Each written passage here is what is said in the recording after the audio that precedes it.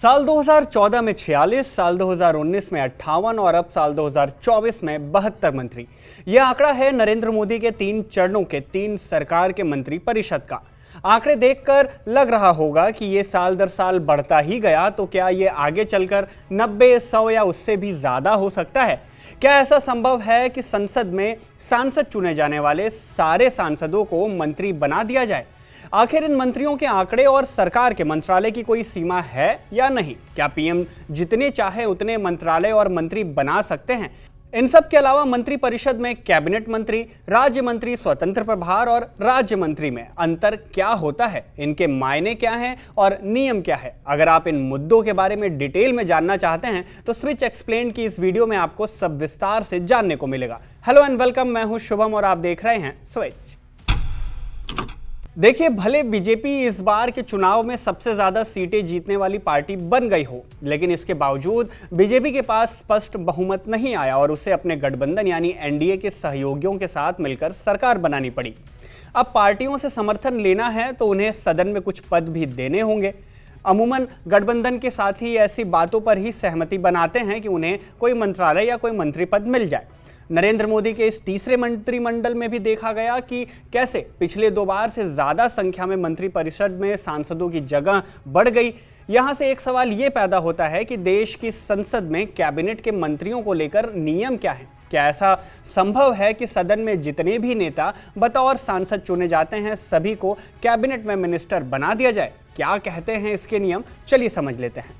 देखिए, इस बारे में भारतीय संविधान के अनुच्छेद 74, 75 और 77 के कुछ नियम हैं। अनुच्छेद 74 के मुताबिक राष्ट्रपति की सहायता और सलाह के लिए प्रधानमंत्री के नेतृत्व में एक मंत्री परिषद होगी जो अपने कार्यों के एग्जीक्यूशन में काउंसिल ऑफ मिनिस्टर यानी कि मंत्री परिषद की सलाह के तहत काम करेगी। इस काउंसिल ऑफ मिनिस्टर्स के शीर्ष प्रधानमंत्री होंगे। वहीं संविधान के अनुच्छेद 77 के तहत सरकार के मंत्रालयों या विभागों का निर्माण राष्ट्रपति द्वारा प्रधानमंत्री की सलाह पर किया जाता है। इस बारे में कहा गया है प्रत्येक मंत्रालय को राष्ट्रपति द्वारा प्रधानमंत्री की सलाह पर सौंपा जाता है और प्रत्येक विभाग में नीति मामलों और सामान्य प्रशासन पर मंत्री की सहायता के लिए एक सचिव प्रभार में होता है। किसी मंत्री के अपने पद ग्रहण करने से पहले राष्ट्रपति उन्हें पद और गोपनीयता के शपथ दिलाते हैं। इसके बाद उन्हें मंत्री का दर्जा दे दिया जाता है। मंत्री परिषद लोकसभा के प्रति सामूहिक रूप से उत्तरदायी होता है। आसान भाषा में कहा जाए तो देश की हर खास जरूरत के मुद्दे के लिए एक मंत्रालय बनाया जाता है जिसका हेड एक मंत्री करता है और जो पीएम और प्रेसिडेंट के अंदर काम करता है। अब इनकी संख्या कितनी हो सकती है, ये भी एक सवाल है। देखिए, इस बारे में 21वें संविधान संशोधन अधिनियम 2003 के तहत भारत में संघ और राज्य सरकारों मतलब यूनियन एंड स्टेट गवर्नमेंट्स में नियुक्त किए जा सकने वाले मंत्रियों की संख्या पर एक खास सीमा निर्धारित की गई है। इस संशोधन के अनुसार मंत्री परिषद में प्रधानमंत्री सहित मंत्रियों की कुल संख्या लोकसभा के कुल सदस्यों की संख्या के 15% से अधिक नहीं हो सकती। मतलब कि जैसे अभी लोकसभा में 543 सदस्य हैं, तो इसका मतलब ये हुआ कि मंत्री परिषद में कुल 81 मंत्री हो सकते हैं।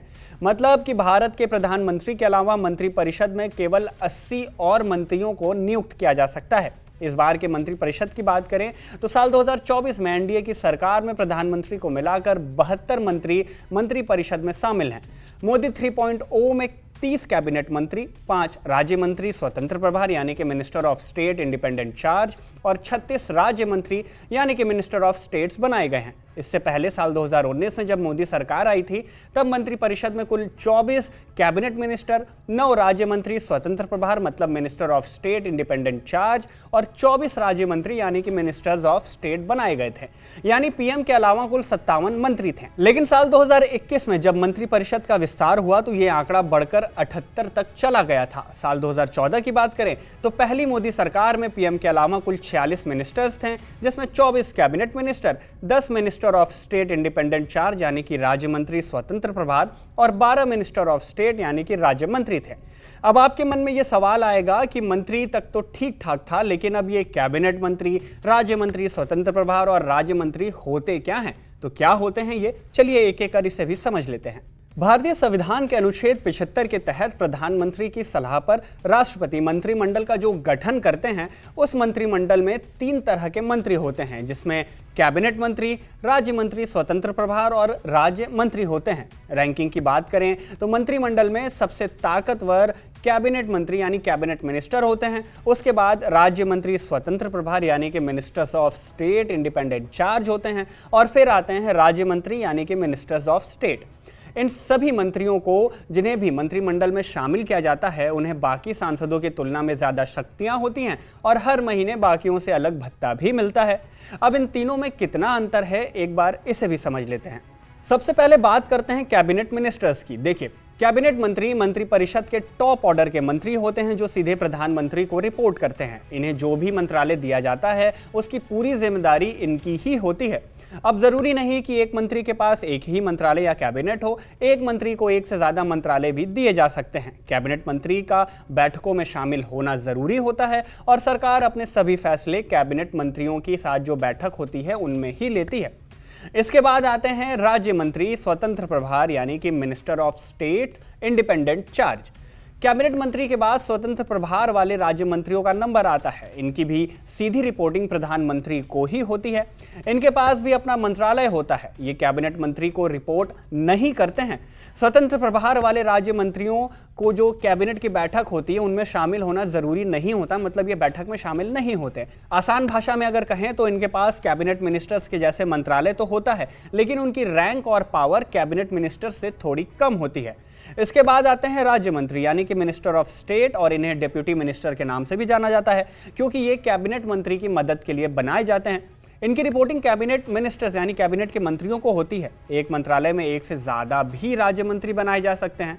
कैबिनेट मंत्री की गैर मौजूदगी में मंत्रालय की जो सारी जिम्मेदारियां होती हैं, सारा कामकाज होता है, वो राज्य मंत्री के ही देखरेख में की जाती है। अब राज्य मंत्री भी कैबिनेट बैठक में शामिल नहीं होते। राज्य मंत्री जो स्वतंत्र प्रभार वाले और राज्य मंत्री वाले दोनों रोजमर्रा की बैठकों में भाग नहीं लेते हैं। उन्हें मंत्रिपरिषद की बैठक में तभी बुलाया जाता है जब उनके विभाग के कार्यों की जांच पड़ताल की जाती है या फिर सामूहिक कार्य की योजना बनानी होती है। मतलब कि सबसे इंपॉर्टेंट कैबिनेट मिनिस्टर्स होते हैं, इनके बाद राज्य मंत्री स्वतंत्र प्रभार और फिर राज्य मंत्री कैबिनेट मंत्री की देखरेख में अपना काम करते हैं। अब वैसे तो लोकसभा के हर सदस्य की सैलरी और भत्ते तय हैं, लेकिन जो सांसद प्रधानमंत्री, कैबिनेट मंत्री या राज्य मंत्री बन जाते हैं उन्हें हर महीने बाकी सांसदों की तुलना से एक अलग भत्ता दिया जाता है।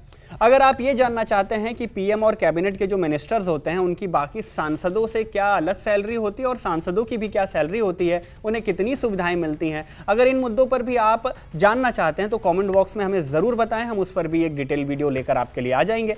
बाकी इस वीडियो में दी गई जानकारी आपको कैसी लगी कॉमेंट करके हमें ज़रूर बताएं। वीडियो अगर पसंद आई हो तो इसे लाइक करें, शेयर करें और अगर ऐसी ही वीडियोज़ देखना पसंद है तो स्विच को सब्सक्राइब ज़रूर कर लें।